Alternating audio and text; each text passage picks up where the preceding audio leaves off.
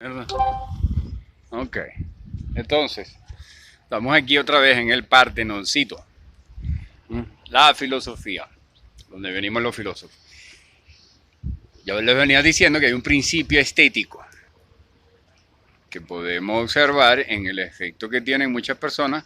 Un Argimiro Serna afeitado y para otros, con barba, parezco más un filósofo. Este Argimiro Serna afeitado es muy ibérico, atractivo. Míralo. No es algo que yo valore mucho después de haber pasado 6 años con una persona que supuestamente me amaba y al final terminó demostrando que lo que estaba era masturbándose con un tipo buen mozo, inteligente. Estamos hablando de una tragedia. Yo la digo ahorita como conocimiento, como experiencia vivida, porque esa es la parte un poco difícil de la fenomenología. Tenemos que hablar de lo que ha pasado, aunque no nos guste. Y eso fue terrible para mí. Descubrí que durante 6 años mujeres que había despreciado, que no había prestado atención, bellas, inteligentes, queriendo colaborar con un escritor en lugar del estorbo que fuese esa relación de 6 años terrible, y que en realidad lo que estaban era, pues, en fin. Entonces yo veo muchas muchachas por ahí asumiendo que son bellas, rodeadas de babosos que le van a dar la razón en casi cualquier vaina que diga, y entonces, lamentándolo mucho, querida amiga, cuando hay un cierto atractivo, un parecido estético, debes tener mucho cuidado, porque no te van a exigir igual que a otras mujeres. Y eso te lo digo a ti, bella mujer, no sé bien de qué país eras, que me bloqueaste cuando te dije, mira, debes revisar muy bien, porque tienes ahí de amigos un montón de babosos que yo conozco, que te están diciendo que eres muy chévere, que eres muy de pinga, que si eres marxista, cuando resulta que eras totalmente pequeña burguesía de izquierda desmovilizando a la gente. Y ese es el tema. Durante la posmodernidad, la ambición estética dijo, entre muchas otras cosas, los pensadores posmodernos, que no hay verdad absoluta, sino que todos tenemos nuestra verdad. El trasfondo de eso siempre es la aspiración a placer, a satisfacción de placer estético, que, como ya hemos dicho en la fenomenología, solo se obtiene con el conocimiento. De hecho, la práctica erótica, según una especulación fenomenológica de otros tiempos, hace milenios, la liberación de Eros se ha de haber dado más en peregrinajes, cacerías, crianzas de niños, enfrentamientos e incluso, lo cual resulta todo muy interesante y muy bien observar, la guerra. La guerra en sí misma era una liberación de Eros. El sexo, como forma de liberación de Eros, se puede decir que es algo moderno. Imagínate tú qué locura, ¿no? Pero eso no te lo va a decir ningún filósofo, porque no llegan hasta ahí, ¿no? Los filósofos se mantienen dentro del campo que les otorgan sus escuelas. La fenomenología se libera y va y necesita recorrer todo el fenómeno, puesto que ya ha reconocido, como vimos en los videos, que hay algo que no va a poder conocer. Entonces ahí es donde la fenomenología llega a ese punto maravilloso en el que debe aplicarse y además requiere de ese eros. O sea, la fenomenología te lanza a la práctica, debes practicar la vida. Sin ese dato, no importa cuánto hayas leído, no eres fenomenólogo. En cambio, si has vivido y lees, sigues siendo fenomenólogo. De hecho, no puedes ser fenomenólogo tampoco si no has leído y no tienes los referentes de pensadores, estudiosos y la ciencia misma. Y todo esto lo estamos haciendo y diciendo aquí en este escenario que el principio silvestre nos ha otorgado, porque está mejor que si lo hubiera mandado a hacer en mi mansión faraónica, teniendo dinero, teniendo acceso a ser director de cualquier ministro, como puede ser ahorita de esta dirigencia. Resulta que no hubiera tenido un mejor espacio que este, que simplemente está detrás de mi casa, como si fuera mío. O sea, yo lo uso más que cualquier ministro, que quien sea, cuando quiero. Entonces eso nos produce otra conexión que, como ya hemos visto, esto es una técnica de discurso. La fenomenología te inicia en una técnica de discurso para descubrir la realidad. Y como ya hemos visto, entonces esto ya está conectando con principio de propiedad privada. O sea, ¿de quién es la propiedad privada? ¿De quién la reglamenta? ¿Quién la vive? Y esto nos conecta nuevamente con qué es riqueza. la acumulación, administrar la acumulación, lo que se ha logrado acumular, sea en cereales, en un principio de aquella acumulación antidiluviana u originaria, como lo llama Carlos Marx,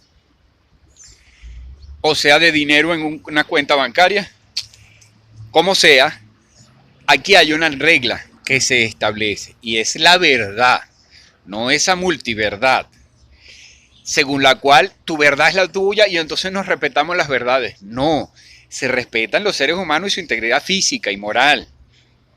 La estupidez que esté diciendo alguien como si fuera verdad debe ser señalada a tiempo con el método requerido, porque si no se desmoviliza a la gente. Y la movilización está directamente relacionada con una emoción. Por eso cada vez más personas que han vivido y visto películas y adquirido conocimientos que antes costaba mucho porque había que viajar a las universidades y a determinadas bibliotecas, a determinados espacios donde hubiera ese conocimiento, ahora resulta que hay un montón de resúmenes en películas, en tutoriales y en todo eso, y cada vez más personas están sintiendo una emoción con las asociaciones que se permiten dentro del conocimiento, con la búsqueda del conocimiento, una emoción tanto más fuerte que la que se siente con un rostro ibérico como el mío u otros más bellos. Pero como quiera que sea, la verdad es algo a lo que nos vamos acercando y eso es lo que nos hace comunes. Porque es una. Ciertamente tiene muchos puntos de vista, pero es una. En el contexto y cuando se va precisando el fenómeno particular estudiado. ¿Ves? Que en este caso es como el discurso nos va hilando y trenzando principio de propiedad privada, que es la propiedad privada, quien la reglamenta o quien la usa. Porque esto es propiedad pública, pero no es mío. Pero es tan mío que yo lo puedo usar cuando yo quiera, es decir, no lo puedo usar tanto como pudiera, por mi propia condición de ser humano de que hago otras cosas. Y este espacio llamado Calvario es perfecto para lo que yo hago. Aquí está, Partenoncito diseñado, especialmente para las clases de filosofía o simplemente las progresiones fenomenológicas que hace Argimiro Serna en El vuelo divino. Y donde se han aparecido varios puntos. Eros, que no ha dependido ancestralmente del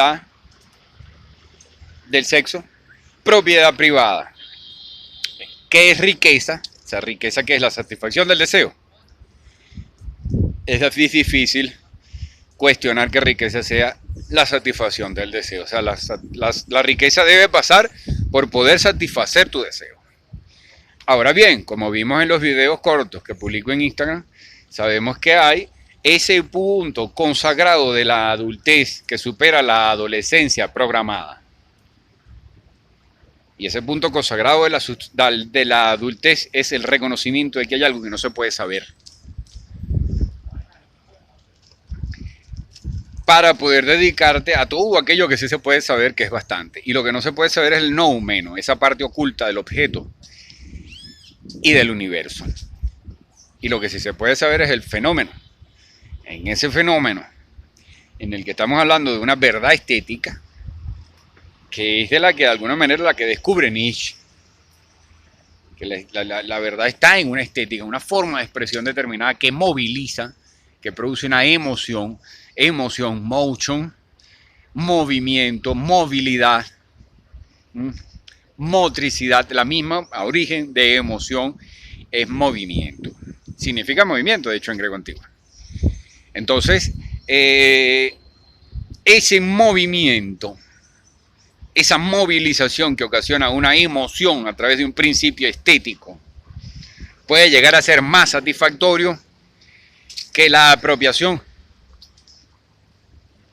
Es decir, que la acumulación, que la gerencia y determinante administración de lo acumulado pudiera ser. Pudiera ser que desde el principio de los tiempos los faraones, si hacemos una especulación fenomenológica, buscaban con esas pirámides una perfección estética similar a la que mostraban las estrellas. Y por eso tanto el adorno y el maquillaje, la pintura, las coronas, dicen que era la imitación de extraterrestres, cabezones. No, yo creo que era la búsqueda estética, a la que quizás se pudieron sumar en los extraterrestres si venían. Porque hay ahí una satisfacción mayor que aquella que te promete el deseo. Entonces, por ahora vamos a dejarlo hasta ahí y vamos a continuar después que hagamos los ejercicios en las escaleras, donde además está mi gimnasio particular.